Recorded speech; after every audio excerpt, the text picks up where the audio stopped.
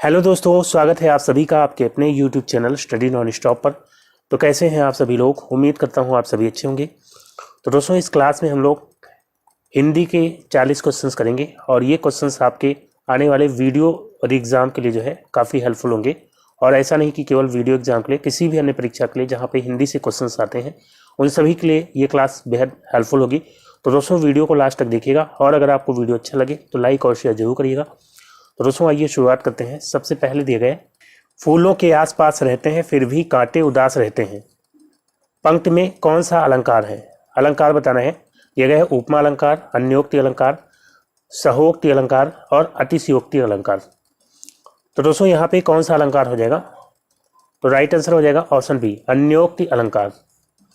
अन्योक्ति अलंकार में क्या होता है?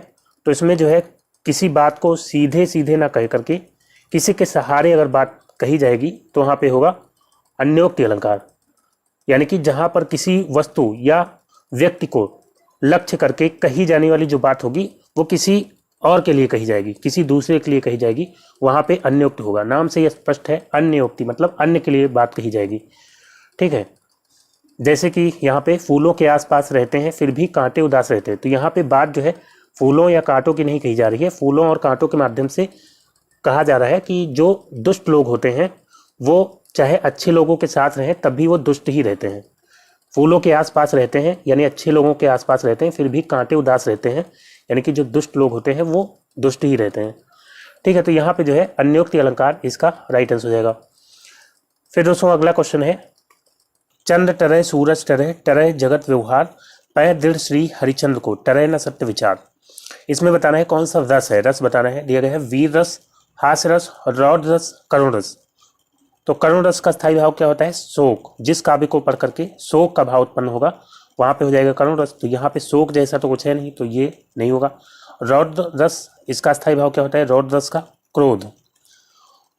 तो जिसको पढ़ करके क्रोध की भावना उत्पन्न हो तो वहां पे होता है रौद्र रस। और हास्य रस, जहाँ पे हंसी आए, इसका स्थायी भाव क्या होता है? हास, जिसको हंसी कहेंगे। तो यहाँ पे हास्य रस भी नहीं होगा, रौद्र रस भी नहीं होगा, वीर रस इसका राइट आंसर है।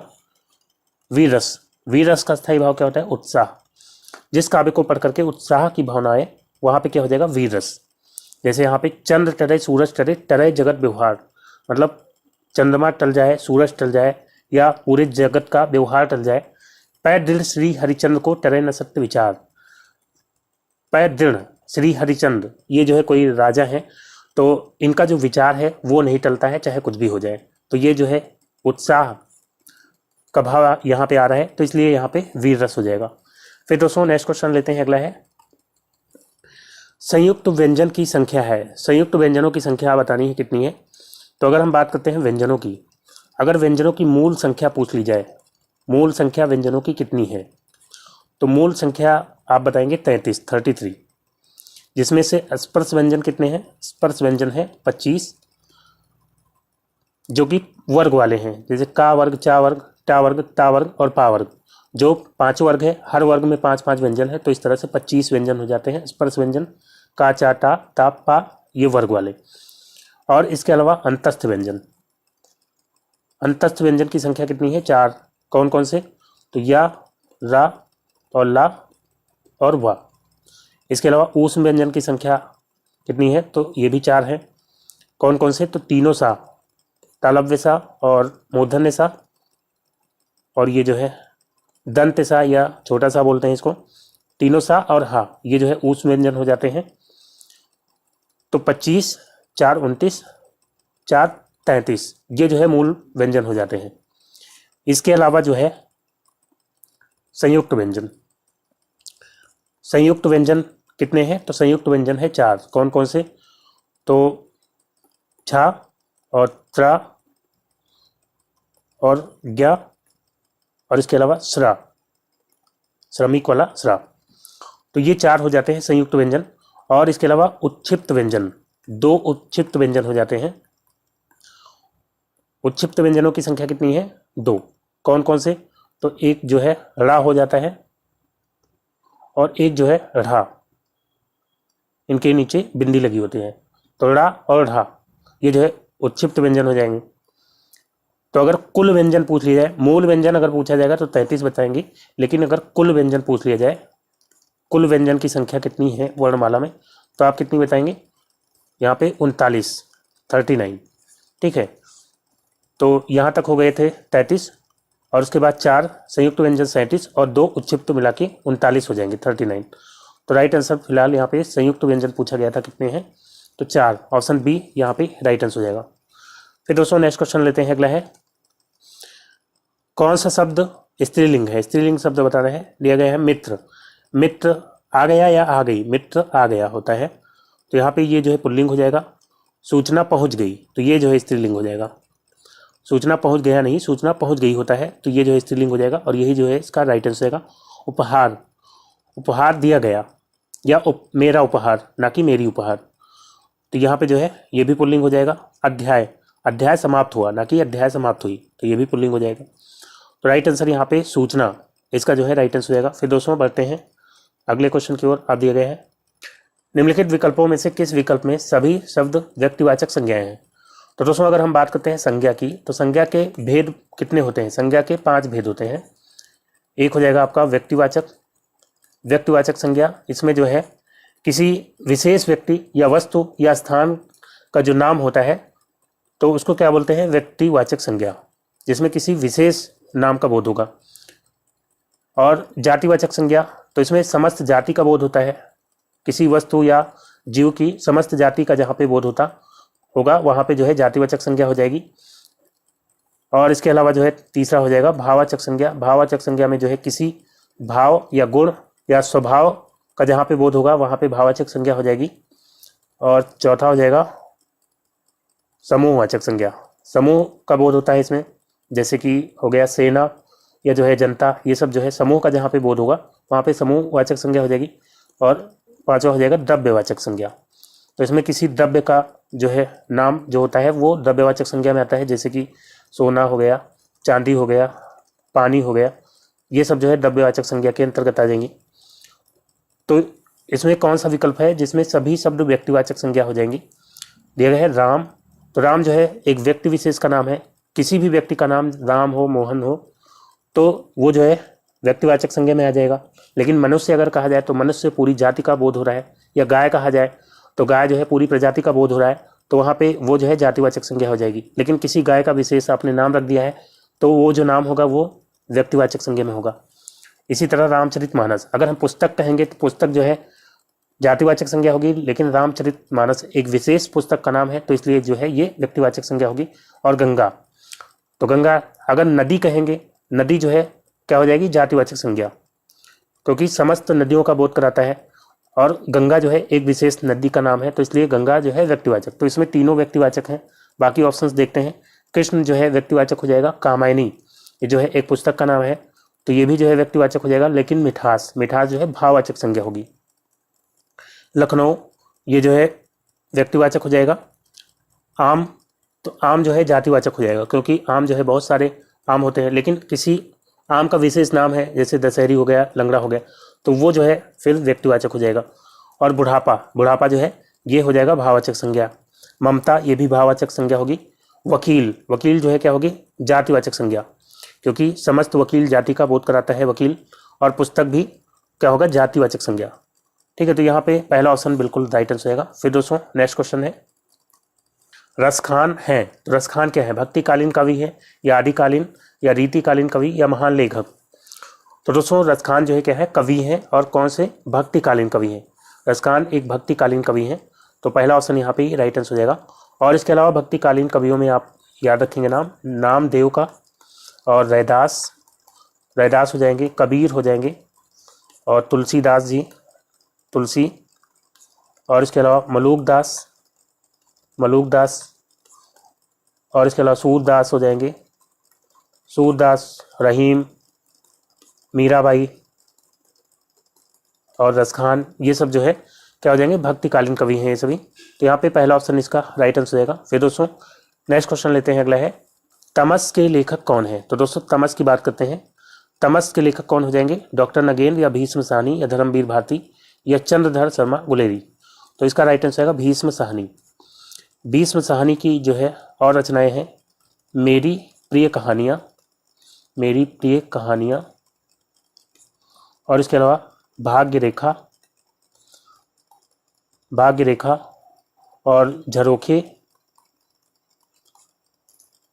और इसके अलावा बसंती, बसंती, ये जो है इनकी रचनाएं हो जाएंगी भीष्म साहनी की। और इसके अलावा धर्मवीर भारती, इनकी रचनाएं आप याद रखेंगे, गुनाहों का देवता, ये जो है इनकी बहुत ही प्रसिद्ध रचना है, गुनाहों का देवता। और सूरज का सातवां घोड़ा एक याद रखेंगे, सूरज का सातवां घोड़ा, सातवां घोड़ा। और इनकी जो है एक रचना है ठेले पर हिमालय, तो ये एक प्रमुख रचना है जो अक्सर पूछी जाती है एग्जाम से, ठेले पर हिमालय। तो ये सभी जो है किसकी हो जाएंगी, धर्मवीर भारती की। और चंद्रधर शर्मा गुलेरी, इनकी जो है एक रचना आप याद रखेंगे, उसने कहा था, उसने कहा था। ठीक है, तो ये जो है चंद्रधर गुलेरी शर्मा की हो जाएगी। तो फिलहाल यहाँ पे भीष्म साहनी इसका राइट आंसर होगा। फिर दोस्तों नेक्स्ट क्वेश्चन लेते हैं, अगला है संयुक्त व्यंजन है। तो संयुक्त व्यंजन में आपको बताया था 4 संयुक्त व्यंजन है, कौन कौन से। तो एक तो आपका छा हो जाता है, एक त्रा और एक जा और एक जो है श्रा हो जाएगा। ये 4 संयुक्त व्यंजन है, तो इसमें पहला ऑप्शन राइट हो जाएगा श्रा। बाकी दा, ये जो है किस वर्ग का व्यंजन है, ता वर्ग, और ता वर्ग के सभी व्यंजन जो है होते हैं दंत, तो ये दंत हो जाएगा। या, ला और इसके अलावा रा और वा, ये सभी जो है हो जाते हैं अंतस्थ, अंतस्थ। तो फिलहाल यहाँ पे ऑप्शन ए राइट आंसर है, श्रा जो है संयुक्त व्यंजन है। फिर अगला क्वेश्चन है, दिया गया है तालव्य सा और ये है छोटा सा और मूर्धन्य सा और हा, कौन से व्यंजन है। तो अभी मैंने आपको बताया था ये तीनों सा और हा, ये जो है कौन से व्यंजन होते हैं, ऊष्म व्यंजन। तो ऑप्शन बी यहाँ पे राइट आंसर है, ऊष्म व्यंजन। फिर दोस्तों अगला क्वेश्चन है, योग रूढ़ शब्द कौन सा है। तो दोस्तों योग रूढ़ शब्द बताना है कौन सा है। तो अगर हम बात करते हैं शब्दों की, शब्द जो है बनावट के आधार पर, बनावट के आधार पर जो है इनके 3 भेद होते हैं, कौन कौन से। तो एक हो जाएगा रूढ़, रूढ़ शब्द, तो ये जो है किसी से मिल करके नहीं बने होते हैं, यानी कि इनका अगर हम खंड करेंगे तो कोई सार्थक खंड इसका नहीं होगा। जैसे कि हो गया जल, या जो है जल हो गया, पानी हो गया, आँख हो गया, आँख, कान या फूल, तो ये सब किसी से मिलकर के नहीं बने हैं, अपने आप में जो है ये शब्द हैं। और उसके बाद जो है यौगिक आ जाएगा, दूसरा हो जाएगा यौगिक। तो यौगिक जो है 2 या 2 से अधिक सार्थक शब्द खंडों के योग से बनते हैं, उनको कहते हैं यौगिक शब्द। जैसे कि हो जाएगा विद्यालय, तो विद्या धन आलय, विद्या और आलय से मिलकर के बनता है विद्यालय। या पाठशाला, पाठ और शाला से मिलकर के बन जाएगा पाठशाला। या जो है प्रतिदिन, प्रतिदिन, तो प्रति और दिन से मिलकर के बन जाएगा प्रतिदिन। और इसका जो अलग अलग खंड है वो सार्थक खंड है, जैसे प्रति का भी अपना एक अर्थ है और दिन का भी अपना अर्थ है। ठीक है, तो यौगिक शब्द हो गए। और तीसरा हो जाता है योग रूढ़। तो योग रूढ़ जो है ये भी यौगिक शब्द ही होते हैं, लेकिन इनका जो है एक अलग अर्थ निकलता है, एक विशेष अर्थ देते हैं, उनको कहते हैं योग रूढ़। जैसे कि हो जाता है पंकज, पंख और अज से मिलकर के बना है पंकज, तो पंख मतलब हो जाता है कीचड़, और अज मतलब क्या होता है, से उत्पन्न, तो कीचड़ से उत्पन्न हो जाता है पंकज।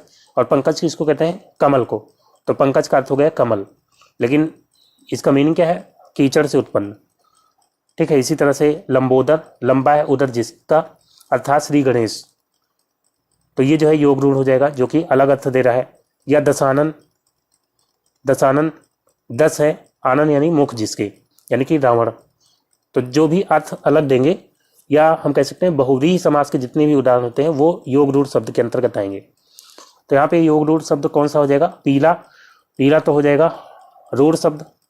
घुड़सवार, घुड़ और सवार से मिलकर के बना है, तो ये हो जाएगा यौगिक। और नाक भी जो है क्या हो जाएगा, रूढ़ शब्द। दशानन यहाँ पे क्या हो जाएगा, योग रूढ़।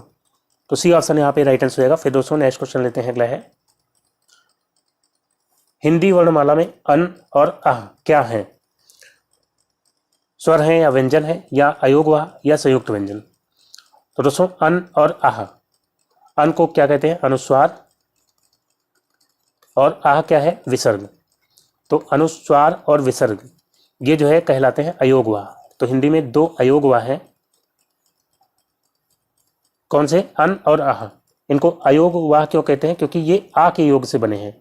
ठीक है, आ के योग से बने हैं इसलिए इनको अयोग वाह कहते हैं। और इसमें जो है स्वर और व्यंजन दोनों की साउंड आती है। जैसे अन में आप देखेंगे आ और ना दोनों की साउंड आ रही है अन में, और आ में देखेंगे आ और हा दोनों की साउंड आ रही है। तो ये ना स्वर में आते हैं ना व्यंजन में आते हैं, ये क्या कहलाते हैं? अयोग वाह। तो ऑप्शन सी यहाँ पे राइट आंसर होगा। अन और आ क्या है? अयोग वाह। फिर दोस्तों नेक्स्ट क्वेश्चन लेते हैं, अगला है भूतकाल का विलोम क्या है? तो दिया गया है आसन्न भूत।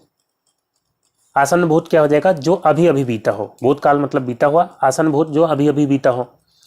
सामयिक का मतलब क्या होगा? सामयिक का मतलब वर्तमान। तो भूतकाल का वर्तमान नहीं होता है, भूतकाल का होता है भविष्यकाल। अनागत काल जो है, अनागत ये जो है इसका राइट आंसर होगा, जिसका मतलब क्या होता है? भविष्यकाल। अनागत काल या भविष्यकाल ये जो है भूतकाल का क्या हो जाएगा? विलोम। और बाकी संप्रति, संप्रति का मतलब क्या होता है? संप्रति का मतलब होता है फिलहाल, फिलहाल या जो है आजकल, फिलहाल या जो है आजकल। तो यहाँ पे सी ऑप्शन इसका राइट आंसर होगा, अनागत। फिर दोस्तों नेक्स्ट क्वेश्चन लेते हैं, अगला है अजायब घर है। तो अजायब घर कैसा शब्द है? देसी शब्द है या तत्सम शब्द है या विदेशी शब्द है या संकर शब्द? तो दोस्तों अगर हम बात करते हैं शब्दों की उत्पत्ति के आधार पर, उत्पत्ति के आधार पर शब्दों के कितने भेद होते हैं? तो 5 भेद होते हैं। उत्पत्ति के आधार पर शब्दों के जो है 5 भेद होते हैं। कौन कौन से? तो एक तो आपका हो जाएगा देशज शब्द या इनको देसी शब्द कहते हैं। इसमें जो है ऐसे शब्द जिनकी उत्पत्ति का पता नहीं चलता है, ये स्थानीय भाषा में ऐसे ही प्रयोग होते आए हैं, जैसे कि लोटा हो गया, कटोरी हो गया, ये सब देशज शब्द में आएंगे। और इसके अलावा विदेशी शब्द जो विदेशी भाषा से आते हैं उनको कहते हैं विदेशी शब्द, जैसे डॉक्टर हो गया, अस्पताल हो गया, ये सब विदेशी शब्द हो जाएंगे। और संकर शब्द क्या होते हैं? संकर शब्द जो 2 भाषाओं से मिलकर के बने होते हैं उनको संकर शब्द कहते हैं। और इसके अलावा तत्सम शब्द, और इसके अलावा 5वां हो जाएगा तद्भव, तद्भव। तो तत्सम शब्द जो है जो संस्कृत भाषा से जैसे कि तैसे ले लिए गए उनको तत्सम शब्द कहेंगे, और तद्भव शब्द संस्कृत भाषा से लिए गए हैं लेकिन जो है इनका रूप हिंदी भाषा में आकर के बदल गया है, उनको क्या कहते हैं? तद्भव शब्द कहते हैं।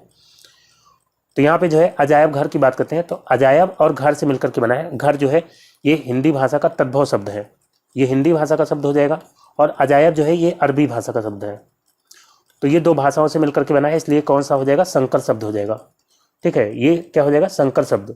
इसी तरह से जैसे रेलगाड़ी है, रेलगाड़ी, तो रेल जो है ये अंग्रेजी भाषा का शब्द होता है जिसका मतलब क्या होता है? पटरी। और गाड़ी जो है ये हिंदी भाषा का शब्द है, तो ये भी संकर शब्द हो जाएगा। या जो है टिकट घर, टिकट घर, टिकट इंग्लिश का शब्द है, घर जो है हिंदी का शब्द हो जाएगा। या मच्छरदानी, मच्छरदानी, तो मच्छर जो है हिंदी का शब्द है। और दानी, दानी यहाँ पे दान देने वाला दानी नहीं होगा, दानी मतलब रखने की चीज़ कोई। तो यहाँ पे दानी या दान भी कहते हैं, मच्छरदान भी कहते हैं। तो दानी ये जो है फारसी का शब्द हो जाएगा। ठीक है, बाकी दानी तो हिंदी में भी होता है लेकिन उसका अलग अलग अर्थ होता है, जो दान देता है उसको दानी कहते हैं। तो यहाँ पे संकर शब्द जो है राइट आंसर होगा। अजायब घर कैसा शब्द है? संकर शब्द। फिर दोस्तों अगला क्वेश्चन है पंकज, जलज आदि किस प्रकार के शब्द हैं? तो पंकज, जलज, पंकज मतलब जो कीचड़ से उत्पन्न हो, जलज मतलब जो जल से उत्पन्न हो। और ये जो है किसके पर्यायवाची हैं? ये कमल के पर्यायवाची हैं। ये अलग अर्थ दे रहे हैं तो इसलिए कौन से हो जाएंगे? योग रूढ़ शब्द हो जाएंगे।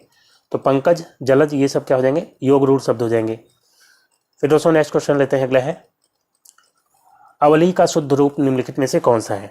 तो यहाँ पे अवली का शुद्ध रूप बताना है। अवली या अनवाली या अवली या आवली। तो दोस्तों अवली का शुद्ध रूप हो जाएगा अवली, ये जो पहला ऑप्शन है अवली। इसका मतलब क्या होता है? इसका मतलब होता है पंक्ति या कतार। जैसे दीप और अवली से मिलकर के बन जाता है दीपावली। दीप धन अवली क्या हो जाएगा? दीपावली। ठीक है, दीप अवली यानी दीपों की पंक्ति। तो यहाँ पे अवली जो है इसका राइट आंसर होगा। फिर दोस्तों नेक्स्ट क्वेश्चन लेते हैं, अगला है चाहत दीवारी का शुद्ध रूप निम्नलिखित में से कौन सा है? तो दोस्तों चार दीवारी नहीं होता, चार दीवारी होता है। तो यहाँ पे दिया गया है चार दीवारी, बिंदी है यहाँ पे, गलत हो जाएगा। और यहाँ चार दीवारी दिया गया है तो ये भी गलत हो जाएगा। चार दीवारी होता है, सी ऑप्शन यहाँ पे राइट आंसर होगा। चार और दा पे बड़ी एक मात्रा होगी, चार दीवारी, ये जो है इसकी सही वर्तनी हो जाएगी। और कुछ शब्द हैं जो अक्सर पूछे जाते हैं, जिनकी वर्तनी जो है पूछ ली जाती है। अनधिकार, तो यहाँ पे जो है अनाधिकार करके दे देता है, ना पे आग की मात्रा लगा करके, तो वो गलत होता है। अनधिकार ये जो है इसकी सही वर्तनी है। इसके अलावा निरपराध, निरपराध ये जो है इसकी सही वर्तनी है। यहाँ पे रा पे आ की मात्रा लगा करके देता है निरापराध, तो निरापराध नहीं होता, निरपराध। और इसके अलावा शुश्रूषा, तो यहाँ पे शुश्रूषा जिसका मतलब क्या होता है सेवा, तो इसकी सही वर्तनी ये जो है हो जाएगी शुश्रूषा। इसके अलावा अंत्याक्षरी, अंत्याक्षरी की सही वर्तनी क्या होती है? आ आधा ना और फिर आधा ता और या एक मात्रा और क्षरी, अंत्याक्षरी ये जो है इसकी सही वर्तनी हो जाएगी। और सन्यासी, सन्यासी में जो है ऐसे दे देता है तो ये गलत होता है सन्यासी। यहाँ पे बिंदी भी होता है, बिंदी और नीचे आधा ना भी होता है, सन्यासी। ठीक है, तो ये जो है काफ़ी इंपॉर्टेंट वर्ड्स हैं जिनकी वर्तनी आप याद रखेंगे। फिर दोस्तों नेक्स्ट क्वेश्चन लेते हैं। अगला है, जो स्त्री सूर्य भी ना देख सके, वाक्यांश के लिए एक शब्द दीजिए। तो दोस्तों जो स्त्री सूर्य भी ना देख सके, इसके लिए जो है एक शब्द क्या हो जाएगा? अंतर्यामी दिया गया है, तो अंतर्यामी जो मन या हृदय की बात जानता हो उसको क्या कहेंगे? अंतर्यामी नहीं होगा। अजातशत्रु, जिसका शत्रु ना जन्मा हो, संसार में जिसका कोई शत्रु ना जन्मा हो उसको कहते हैं अजातशत्रु, तो ये भी नहीं होगा। ऑप्शन बी यहाँ पे राइट आंसर है। असूर्य पश्या, जो स्त्री सूर्य भी ना देख सके उसके लिए एक शब्द हो जाएगा असूर्य पश्या, तो यहाँ पे बी ऑप्शन इसका राइट आंसर हो जाएगा। फिर दोस्तों नेक्स्ट क्वेश्चन है, बच्चे गाना गा चुके हैं, इस वाक्य में मुख्य क्रिया की पहचान करें। तो दोस्तों अगर क्रिया की बात करते हैं तो क्रिया जो है रचना के आधार पर अगर बात करेंगे तो दो तरह की क्रियाएं होती हैं। एक होती है सकर्मक क्रिया, सकर्मक जिसमें कर्म की आवश्यकता होती है, और दूसरी होती है अकर्मक जिसमें कर्म की आवश्यकता नहीं होती। और इसके अलावा प्रयोग के आधार पर बात करेंगे तो प्रयोग के आधार पर जो है क्रिया एक तो हो जाएगी संयुक्त क्रिया। संयुक्त क्रिया जो है दो क्रियाओं से मिलकर के बनती है, जैसे कि वो कूद पड़ा, तो कूदना और पढ़ना इनसे मिलकर के बन गई कूद पड़ा, तो संयुक्त क्रिया हो जाएगी कूद पड़ा। और इसके अलावा जो है नाम धातु क्रिया, नाम धातु क्रिया कौन सी होती है? तो किसी संज्ञा या सर्वनाम या विशेषण से जो क्रिया बनती है उसको कहते हैं नाम धातु क्रिया, जैसे कि हाथ से हो गया हथियाना, या लाठी से लठियाना, या अपना से अपनाना हो गया, तो ये सब क्या हो जाएंगी? नाम धातु क्रियाएं। और इसके अलावा प्रेरणार्थक क्रिया, तो जिसमें जो है किसी और से काम कराया जाएगा उसमें जो है प्रेरणार्थक क्रिया हो जाएगी। जैसे जो है लिखना, ये मुख्य क्रिया है, लेकिन लिखाना किसी और से कराना, तो वहाँ पे लिखाना क्या हो जाएगा? प्रेरणार्थक क्रिया हो जाएगी। और इसके अलावा पूर्वकालिक क्रिया, पूर्वकालिक क्रिया क्या होती है? तो पूर्वकालिक क्रिया में जो है एक को समाप्त करके जब दूसरी क्रिया की जाती है तो जो पहली क्रिया होती है वो कहलाती है पूर्वकालिक क्रिया। जैसे कि वो खेल कर सो गया, तो पहले खेला फिर सो गया, तो पहला जो काम है खेल कर, ये जो है पूर्वकालिक क्रिया हो जाएगी। और इसके बाद जो है सहायक क्रिया, सहायक क्रिया जो है ये मुख्य क्रिया के साथ प्रयोग की जाती है और अर्थ को क्या बनाती है? पूर्ण बनाती है या स्पष्ट बनाने में सहायता करती है, पूर्ण और स्पष्ट बनाने में सहायता करती है सहायक क्रिया। तो यहाँ पे बच्चे गाना गा चुके हैं, यहाँ पे मुख्य क्रिया क्या है? गा, बच्चे गाना गा चुके हैं, चुके हैं सहायक क्रिया हो जाएगी। ठीक है, तो मुख्य क्रिया है गा और चुके हैं क्या हो जाएगी? सहायक क्रिया, सहायक क्रिया। और बच्चे, बच्चे क्या हो जाएंगे? बच्चे कर्ता हो जाएंगे, और गाना क्या हो जाएगा? कर्म। ठीक है, तो यहाँ पे सी ऑप्शन इसका राइट आंसर है गा। फिर दोस्तों अगला क्वेश्चन लेते हैं। नेक्स्ट है, राम भोजन करके सो गया, इस वाक्य में कौन सी क्रिया निहित है?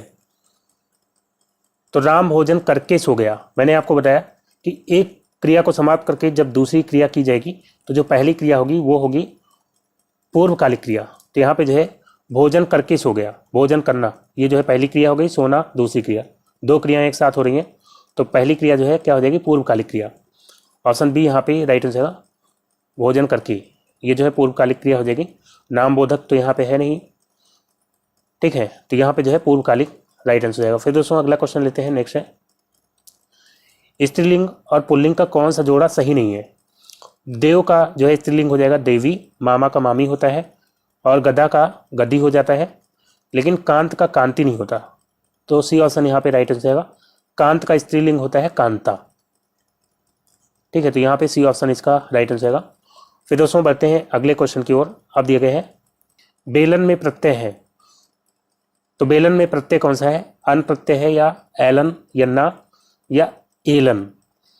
तो दोस्तों बेलन में जो है बेल, ये जो है मूल शब्द है और इसमें ना प्रत्यय लगाते हैं तो बन जाता है बेलन। ठीक है, तो यहाँ पे जो है कौन सा प्रत्यय है? ना प्रत्यय है।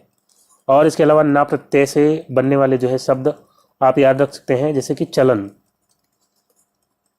चलन हो गया, चल में जो है ना जुड़ा चलन हो गया, जल में जो है ना जुड़ा जलन हो गया, मन में जो है ना जुड़ा मनन हो गया।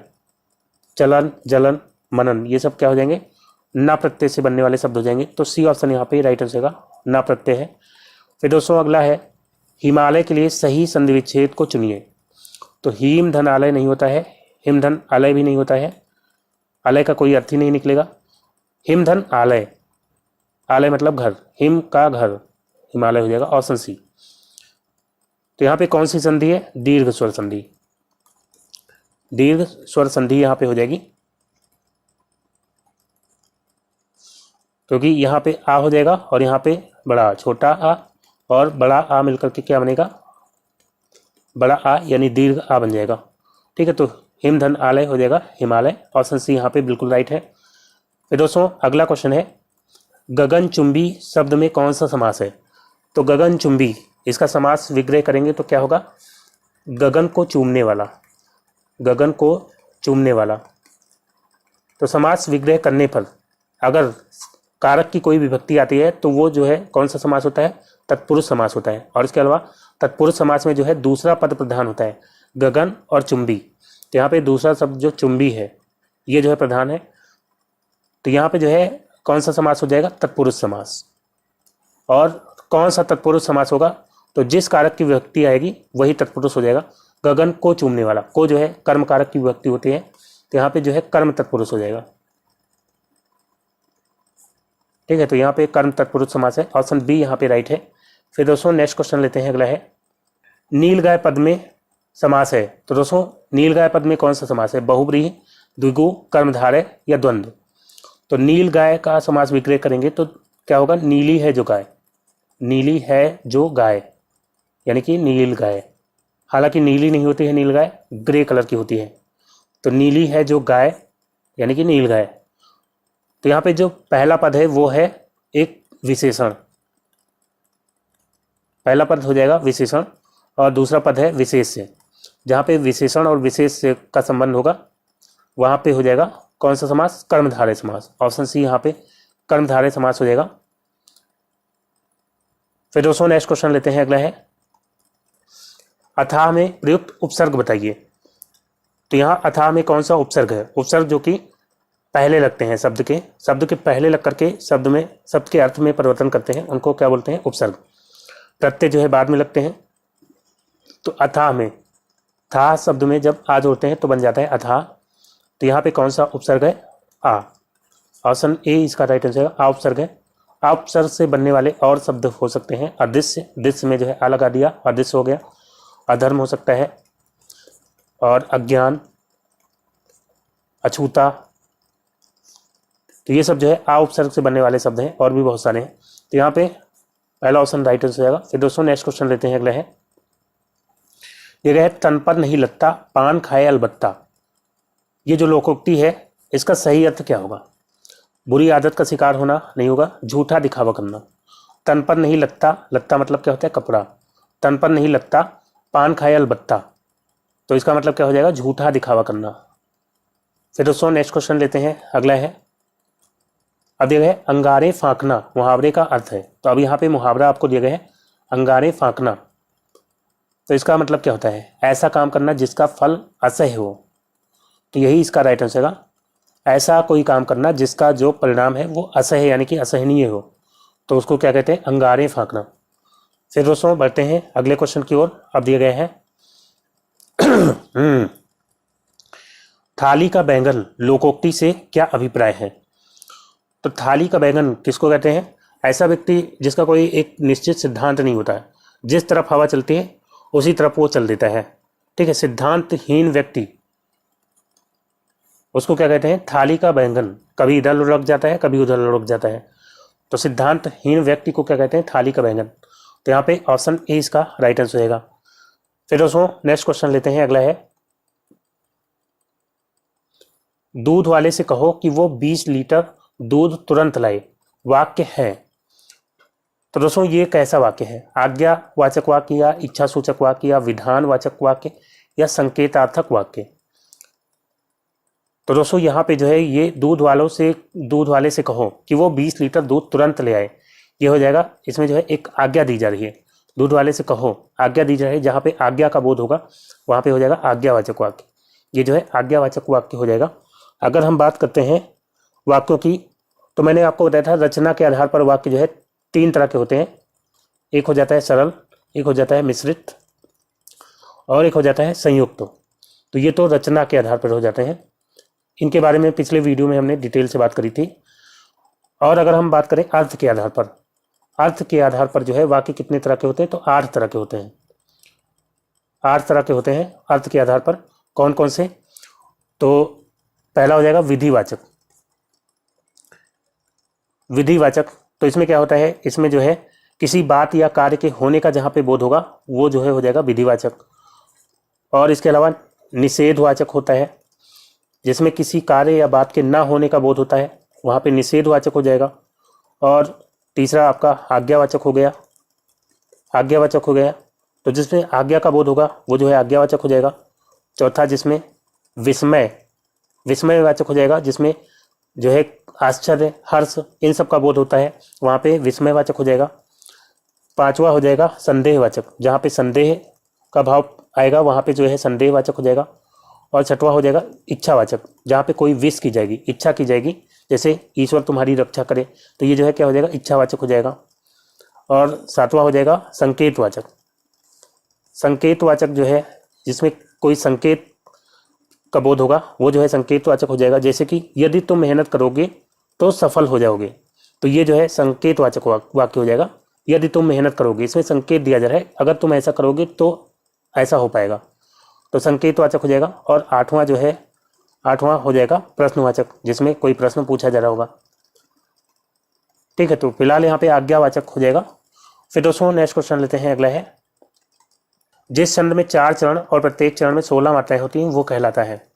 दिया गया है दोहा। तो दोहा की अगर बात करते हैं तो इसमें जो है 4 चरण तो होते हैं, लेकिन प्रत्येक चरण में 16 मात्राएं नहीं होती हैं। इसमें जो है जो विषम चरण होते हैं, विषम चरण यानी कि पहला और तीसरा चरण, उसमें जो है 13-13 मात्राएं होती हैं। और जो सम चरण होते हैं यानी कि दूसरा और चौथा चरण, उसमें जो है 11-11 मात्राएं होती हैं। और सोरठा की बात करते हैं तो सोरठा में जो है इसका उल्टा हो जाता है, विषम में जो है 11-11 और सम में 13-13, सम में 13-13।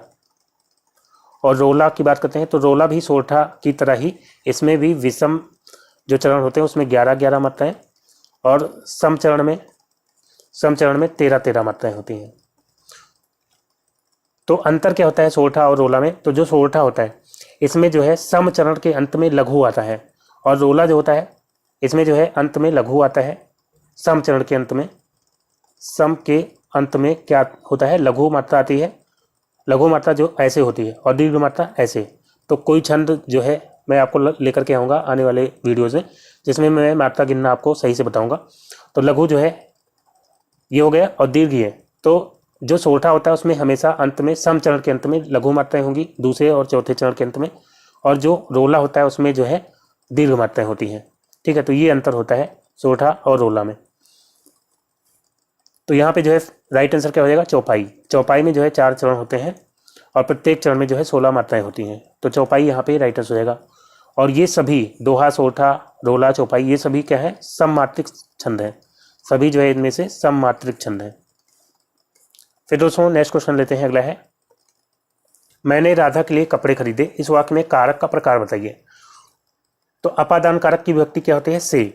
और ये जो है अलग होने के संबंध में या दूर जाने के संबंध में, अलग या दूर जाने के संबंध में जो है से अगर आता है तो वहाँ पे जो है अपादान कारक होता है। जैसे पेड़ से पत्ते गिरते हैं, तो पेड़ से पत्ते अलग हो रहे हैं या दूर जा रहे हैं, तो वहाँ पे क्या हो जाएगा, अपादान कारक। और करण कारक की विभक्ति भी से होती है, लेकिन यहाँ पे जो है के द्वारा के सेंस में, जहाँ पे से का प्रयोग जो है साधन के रूप में किया जाएगा। जैसे राम चाकू से फल काटता है, तो चाकू से, यहाँ पे चाकू जो है एक साधन के रूप में प्रयोग हो रहा है, तो इसलिए यहाँ पे करण कारक हो जाएगा।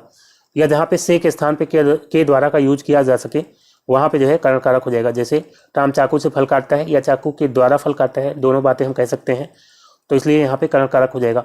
संप्रदान कारक की विभक्ति क्या होती है, के लिए, और कभी कभी संप्रदान कारक की विभक्ति को भी होती है। को जो है देने के संबंध में, लेकिन वापस ना लिया जाए। जैसे राजा गरीब को कंबल देता है, तो राजा अगर दान दे रहा है कंबल, तो वो वापस तो लेगा नहीं, तो इसलिए जो है वहाँ पे क्या हो जाएगा, संप्रदान कारक। या जो है राम मोहन को पैसे देता है, तो पैसे देता है यहाँ पे उधार नहीं कहा गया, तो पैसे देता है यानी कि हो सकता है वापस ना ले, तो वहाँ पे जो है संप्रदान कारक होगा। लेकिन अगर उधार कहा जाए तो वहाँ पे जो है क्या होगा, कर्म कारक होगा। को विभक्ति जो है कर्म कारक की भी होती है। तो देने के संबंध में जो है अगर वापस ना लिया जाए तो वहाँ पे संप्रदान कारक होगा, लेकिन अगर वापस लेना हो तो वहाँ पे जो है कर्म कारक होगा। ठीक है। और कर्ता कारक की विभक्ति क्या होती है, ने। तो यहाँ पे राइट आंसर क्या हो जाएगा, के लिए जो है संप्रदान के लिए होता है, तो सी ऑप्शन यहाँ पे राइट आंसर होगा। फिर दोस्तों नेक्स्ट क्वेश्चन लेते हैं। अगला है, अस्मिता की तलाश में भटकती हुई महिला जैसे डैश के चक्रव्यूह में फंस गई है। तो दोस्तों यहाँ पे जो है क्या हो जाएगा, सुस्मिता, नियति, विस्मिता या स्मिता। तो अस्मिता का मतलब क्या होता है, अस्मिता मतलब अपनी सत्ता का भाव या अपने अस्तित्व का भाव। तो अस्मिता की तलाश में भटकती हुई महिला जैसे यहाँ पे हो जाएगा नियति मतलब भाग्य। जैसे नियति के चक्रव्यूह में फंस गई है, अस्मिता की तलाश में भटकती हुई महिला जैसे नियति के चक्रव्यूह में फंस गई है, तो यहाँ पे जो है राइट क्या हो जाएगा, नियति। फिर दोस्तों नेक्स्ट क्वेश्चन लेते हैं। अगला है, दिशाहीनता गंतव्य स्थान तक पहुंचने में डैश नहीं होती है। तो दिशाहीनता गंतव्य स्थान तक पहुंचने में क्या नहीं होती है, साधक नहीं होती या बाधक। तो बाधक तो होती है, बाधक नहीं आ पाएगा। घातक नहीं होती है या विधायक नहीं होती। तो यहाँ पे साधक इसका राइट आंसर होगा। दिशाहीनता गंतव्य स्थान तक पहुंचने में साधक नहीं होती है। ठीक है, तो यहाँ पे ऑप्शन ए इसका राइट आंसर होगा। फिर दोस्तों अगला है, देखा है, त्रुटिपूर्ण अंश का चयन कीजिए। मेरा भाई जिसका शादी कल है घर गया, बताइए जो है किस पार्ट में त्रुटि है। तो मेरा भाई जिसका शादी जो है स्त्रीलिंग शब्द है, इसके लिए जिसका नहीं आएगा बस, बल्कि जो है जिसकी आएगा। मेरा भाई जिसकी कल शादी है, यहाँ पे कल भी जो है पहले आना चाहिए, जिसकी कल शादी है घर गया, इस तरह से होना चाहिए था। तो यहाँ पे किस पार्ट में गलती है, बी जो है इसका राइट आंसर होगा। फिर दोस्तों अगला क्वेश्चन है, इधर आजकल बेमौसम की वर्षा हो रही है। तो इसमें बताइए किस पार्ट में गलती है। इधर आजकल, इधर यानी कि इस एरिया में, आजकल बेमौसम की वर्षा, बिना मौसम की वर्षा हो रही है। तो इस वाक्य में कोई गलती नहीं नजर आ रही और इसमें कोई गलती है भी नहीं। ऑप्शन डी यहाँ पे कोई त्रुटि नहीं, ये जो है इसका राइट आंसर आएगा। इधर आजकल बेमौसम की वर्षा हो रही है, बिल्कुल सही है वाक्य। फिर दोस्तों नेक्स्ट क्वेश्चन लेते हैं। अगला है, अल्प विराम चिन्ह को पहचानिए। तो इसमें से अल्प विराम चिन्ह को बताना है कौन सा है। पहला ऑप्शन है, तो दोस्तों यही हो जाएगा अल्प विराम। अल्प विराम में थोड़ा सा रुकना होता है, जैसे कि वो बाजार से आलू, गोभी, मटर और टमाटर लाया। तो जहाँ पे थोड़ा सा रुकना हो, टमाटर लाया, और जहाँ पे एकदम से रुक जाना होता है वहाँ पे पूर्ण विराम लगता है।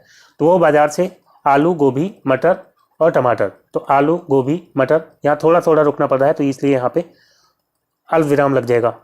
और ये है अर्धविराम।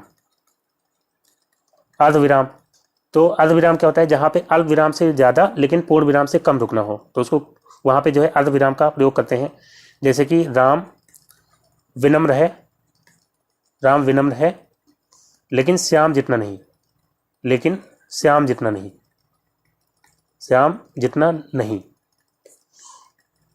तो इसमें जो है पूर्ण विराम से कम लेकिन अल्प विराम से ज़्यादा रुकना पड़ रहा है, तो इसलिए जो है यहाँ पे अर्धविराम लग जाएगा।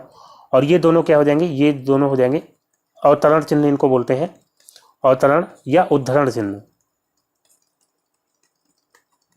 अवतरण या उद्धरण चिन्ह। तो ये जो है इकहारा अवतरण चिन्ह हो जाएगा, ये जो है दोहरा अवतरण चिन्ह। तो इकहारा जो अवतरण चिन्ह होता है इसका प्रयोग कहाँ पे होता है? तो इसका प्रयोग जो है किसी शब्द या जो है किसी वाक्य खंड को विशेष रूप से दर्शाना होता है, जहाँ पे वहाँ पे इकहरा उद्धरण चिन्ह का प्रयोग करते हैं। जैसे कि कामायनी की कथा संक्षेप में लिखो, कामायनी की कथा संक्षेप में लिखो, संक्षेप में लिखो। तो यहाँ पे जो है कामायनी जो कि जयशंकर प्रसाद जी की रचना है, तो इसको विशेष रूप से दर्शाना था। तो यहाँ पे कामायनी को जो है इकहरे उद्धरण चिन्ह में इसको जो है लिखा गया। और दोहरा जो उद्धरण चिन्ह होता है या अवतरण चिन्ह होता है, तो इसका प्रयोग कब करते हैं? जब किसी व्यक्ति या किसी पुस्तक के कथन को ज्यों का त्यों लिखना होता है, तब जो है दोहरे अवतरण चिन्ह का प्रयोग करते हैं। जैसे कि जयशंकर प्रसाद ने कहा था, जीवन विश्व की संपत्ति है, जीवन विश्व की संपत्ति है। तो ये जो जयशंकर प्रसाद जी का कथन है, ज्यों का त्यों अगर लिखा जाएगा तो वो जो है दोहरे अवतरण चिन्ह में आएगा। ठीक है, तो यहाँ पे जो है फिलहाल राइट आंसर क्या हो जाएगा? ऑप्शन है। फिर दोस्तों नेक्स्ट क्वेश्चन लेते हैं, अगला है पाद बिंदु की पहचान करें। तो ये इसको आप पहचानते हैं बराबर का चिन्ह, या इसको बोलते हैं समता मूलक चिन्ह। समता मूलक चिन्ह, जहाँ पे एक शब्द को दूसरे के समान दर्शाना होता है, तो समता मूलक चिन्ह का प्रयोग करते हैं। और ये कौन सा चिन्ह है? तो ये है टीका सूचक। टीका सूचक इसका प्रयोग किया जाता है टिप्पणी देने के लिए। जैसे आप किताबों में देखते होंगे किसी में स्टार लगा रहता है किसी शब्द पर, और उसके बारे में टिप्पणी नीचे लिखी होगी, सबसे लास्ट में नीचे, तो स्टार लगा करके उसकी टिप्पणी नीचे लिखी होगी। तो उस शब्द से संबंधित टिप्पणी जो है देने के लिए उस शब्द पर स्टार लगा देते हैं। और ये जो है क्या है? इसको बोलते हैं हंस पद। जब किसी लाइन में कुछ छूट जाता है, या इसको त्रुटि सूचक भी कहते हैं, हंस पद या त्रुटि सूचक, कुछ छूट जाता है। जैसे हमने कुछ लिखा राम खेलता है, तो राम और है मैंने लिख दिया, खेलता छूट गया, तो यहाँ पे ऐसे लगा करके खेलता लिख देते हैं, तो इसको बोलते हैं हंस पद। और ये जो है हो जाएगा पाद चिन्ह। और इसका प्रयोग किस लिए किया जाता है? तो इसका प्रयोग जो अरबी या फारसी से आने वाले शब्दों के नीचे जो है इसका प्रयोग किया जाता है। जैसे आप देखेंगे कागज़, तो ये जो है अरबी या फारसी के जो शब्द होते हैं उनके नीचे इसका प्रयोग किया जाता है। कागज़ हो गया, या जो है वकील हो गया, या जो है ज़मीर हो गया। तो अरबी या फारसी भाषा से जो शब्द आए हैं उनके नीचे लगता है पाद बिंदु, और इसका चिन्ह इस तरह से होता है। तो डी ऑप्शन यहाँ पे राइट आंसर हो जाएगा। फिर दोस्तों नेक्स्ट क्वेश्चन लेते हैं, अगला है निम्नलिखित शब्द युग्मों में से कौन सा असंगत है? देखा है अफसोस, अफसोस जो है फारसी भाषा का शब्द है, सही सुमेलित है। कैंची, कैंची ये तुर्की भाषा का शब्द है, ये भी सही है। गमला जो है पुर्तगाली भाषा का शब्द है। कारतूस, कारतूस जो है अंग्रेजी भाषा का शब्द नहीं है, कारतूस जो है फ्रेंच या फ्रांसीसी भाषा का शब्द है। ठीक है, ये फ्रेंच भाषा का शब्द हो जाएगा। और फ्रेंच भाषा के शब्द और हो सकते हैं कर्फ्यू, कर्फ्यू जो है फ्रेंच भाषा का शब्द है। कफन, कफन और विगुल, ये सब हो जाएंगे फ्रेंच भाषा के शब्द। तो यहाँ पे डी ऑप्शन इसका राइट आंसर रहेगा। फिर दोस्तों नेक्स्ट क्वेश्चन लेते हैं, अगला है निम्नलिखित में से कौन सा प्रायः एक वचन में प्रयुक्त होता है? दे रहे ओठ, दर्शन, वर्षा, अक्षत। तो दोस्तों यहाँ पे जो है वर्षा इसका राइट आंसर होगा। वर्षा ये जो है हमेशा एक वचन में प्रयोग होता है। बाकी ओठ, दर्शन और अक्षत ये सब जो शब्द हैं ये हमेशा बहुवचन में प्रयोग होने वाले शब्द हैं। दर्शन हो गया, हस्ताक्षर हो गया और होश हो गया, ये सब हमेशा बहुवचन में प्रयोग किए जाते हैं। वर्षा ये जो है एक वचन में हमेशा प्रयोग किया जाता है। इसके अलावा जनता, जनता हो गया, सामग्री हो गया, सामग्री हो गया, और इसके अलावा माल या जो है सोना चांदी जो द्रव्यवाचक संज्ञा होती हैं, सोना चांदी या लोहा, और क्रोध या सहायता, ये सब हमेशा एक वचन में प्रयोग किए जाते हैं। तो यहाँ पे सी ऑप्शन इसका राइट आंसर हो जाएगा। फिर दोस्तों नेक्स्ट क्वेश्चन लेते हैं, अगला है देखिए सभ्यता की दौड़ में संवेदनशीलता जैसे मनोवेगों का साथ डैश छूट जाता है। तो यहाँ पे क्या हो जाएगा? सभ्यता की दौड़ में संवेदनशीलता जैसे मनोवेगों का साथ स्वतः छूट जाता है, या सर्वथा छूट जाता है, या ही छूट जाता है, या आप। तो दोस्तों यहाँ पे सबसे सही हो जाएगा स्वतः। सभ्यता की दौड़ में संवेदनशीलता जैसे मनोवेगों का साथ स्वतः छूट जाता है। ठीक है, तो यहाँ पे स्वतः पहला ऑप्शन इसका राइट आंसर होगा। तो दोस्तों आज का वीडियो यहीं पे समाप्त करता हूँ। उम्मीद करता हूँ वीडियो आपको अच्छा लगा होगा। अगर वीडियो आपको अच्छा लगा हो तो लाइक और शेयर जरूर करिएगा, और जो दोस्त नए हैं चैनल पर वो चैनल को सब्सक्राइब करके नोटिफिकेशन बेल को ऑन कर लेंगे, ताकि अगला वीडियो अपलोड होते ही उसका नोटिफिकेशन आपको सबसे पहले मिल जाए। तो दोस्तों मिलते हैं अगले वीडियो में, तब तक के लिए goodbye and take care.